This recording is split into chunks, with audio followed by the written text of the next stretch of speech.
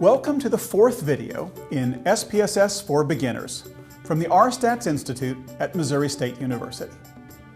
Now that we have learned how to examine each variable using descriptive statistics and graphs, I'm going to show you how to do some simple analyses. So this video will show you the basics of doing correlation.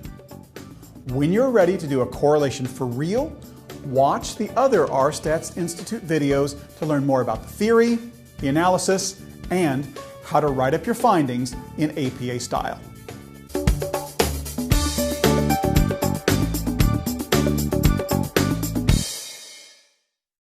We're still using the same SPSS dataset that we created in the first video. However, I deleted the z-score variables that we created last time. Now I'm going to show you how to calculate correlations in SPSS. The correlation that we are doing is called Pearson's R. A Pearson's correlation describes the relationship between two variables. Pearson's R ranges between -1 and +1. 0 indicates no relationship at all. The closer that the correlation is to either +1 or -1, the stronger the relationship between the variables.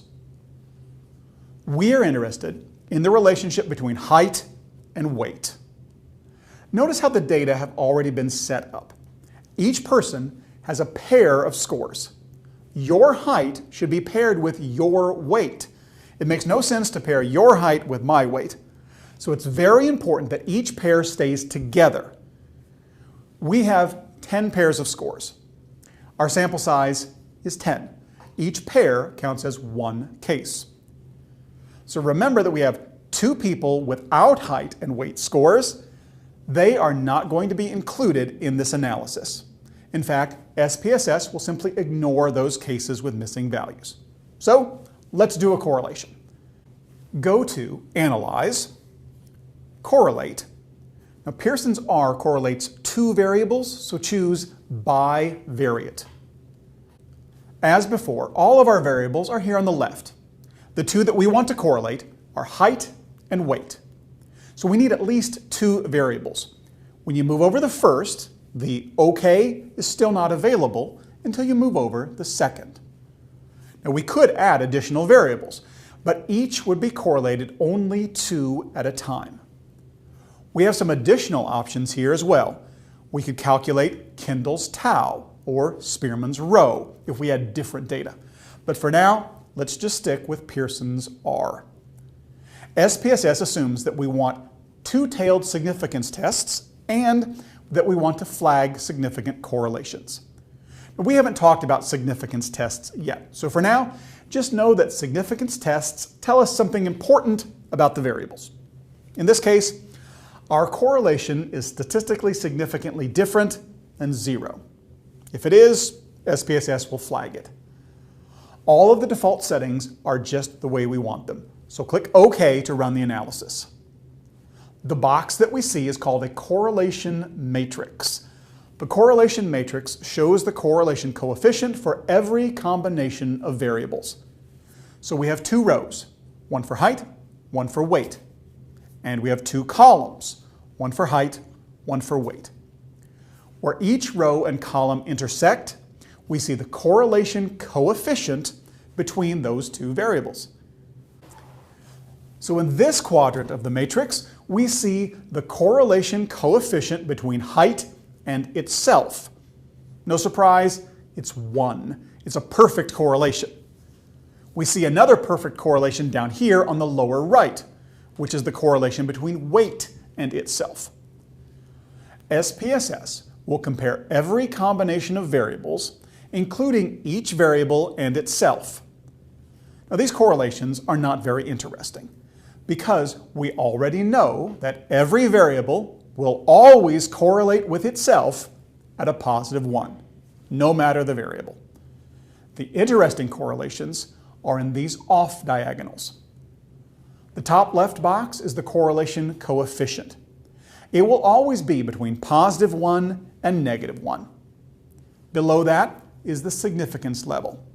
Significance levels smaller than 0.05 are statistically significant. Below that is the n, or the sample size, which is our 10 pairs of scores. So let's look at this coefficient.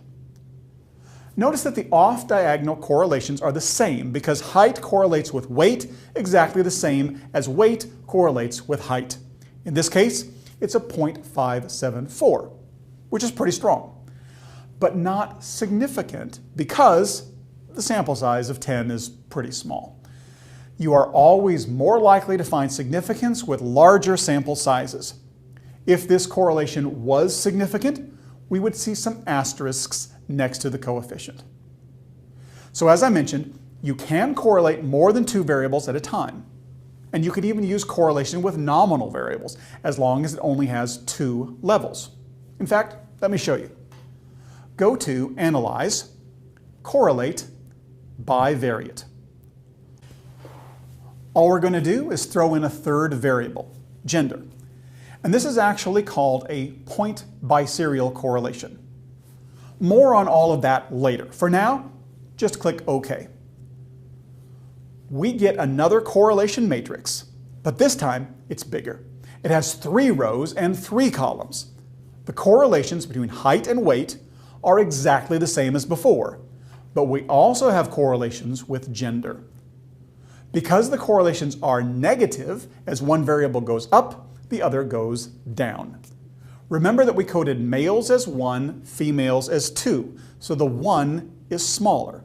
We see this negative correlation. The smaller numbers are associated with larger values. So basically, the males were taller and weighed more. And here, we also see a significant correlation that has been flagged. The biserial correlation between weight and gender has 2 asterisks. So what does that mean? We can see that this correlation is significant at the 0.01 level. In fact, the p-value was 0.009, so there is a statistically significant relationship between weight and gender. So there's one more thing that I want to show you with correlations, and that is how to make a picture of them. The picture is called a scatter plot, and it is created using a new tool called the Chart Builder. And here's how we do it. Instead of the Analyze menu, we're going to use the Graphs menu. So go to Graphs, Chart Builder. We will learn more about the Chart Builder later when we learn about graphing. For now, let's just have some fun and make a scatter plot. Start by clicking on the word Scatter Dot in the gallery. Now we see our 8 options. If you hover your cursor above them, SPSS will tell you what they are. We want this first option, Simple Scatter. Click and drag it into the blank area known as the canvas. You will see that we now have 2 drop zones, one for the x-axis and one for the y-axis. So let's use height to predict weight. Drag height to the x-axis drop zone and weight to the y-axis drop zone. And that is all you have to do. Click OK. And there is our scatter plot of all 10 of the pairs of scores. There is much more that we could do with correlation. So for instance, we could format the scatter plot in APA style. We could do other types of correlations. We could even use some variables to predict other variables using a technique called regression. To learn more about correlation, scatter plots, simple regression, and multiple regression, check out these other videos from RStats Institute. Correlations are about relationships between variables. But we might also be interested in differences between variables. So next, we're going to learn about t-tests.